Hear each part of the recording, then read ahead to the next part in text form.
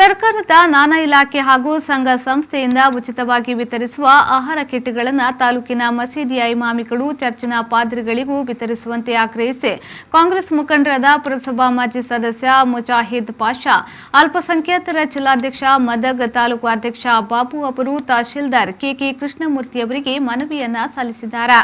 ಬಳಿಕ ಮಾಧ್ಯಮದ ಜೊತೆ ಮಾತನಾಡಿದ ಅವರು, ಕೋವಿಡ್ ಸಾಂಕ್ರಾಮಿಕ ರೋಗದಿಂದ ರಾಜ್ಯ ಹಾಗೂ ದೇಶದ ಎಲ್ಲಾ ಕಡೆ ಹರಡಿ ಯಾವುದೇ ಧರ್ಮ, ಜಾತಿ, ಜನಾಂಗ ಎಂಬುದನ್ನು ಲೆಕ್ಕಿಸದೆ ಸಾವಿರಾರು ಜನರ ಪ್ರಾಣ ತೆಗೆದುಕೊಂಡ ವೈರಸ್ನಿಂದಾಗಿ ಜನಸಾಮಾನ್ಯರ ಸ್ಥಿತಿಗತಿ ಅಸ್ತವ್ಯಸ್ತಗೊಂಡು ಪರಿತಪಿಸುವಂತಾಗಿದೆ.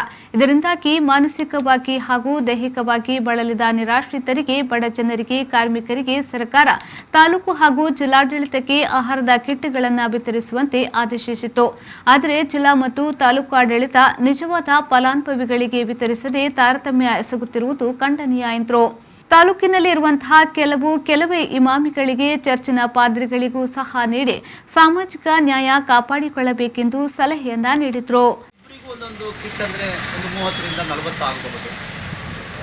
ಸರ್ಕಾರ ರಾಜ್ಯಾದ್ಯಂತ ಇಮಾಮ್ ಮತ್ತು ಮುಅಜ್ಜಿನ್ಗಳಿಗೂ ಸಹ ಆಹಾರದ ಕಿಟ್ಗಳನ್ನು ಕೊಟ್ಟು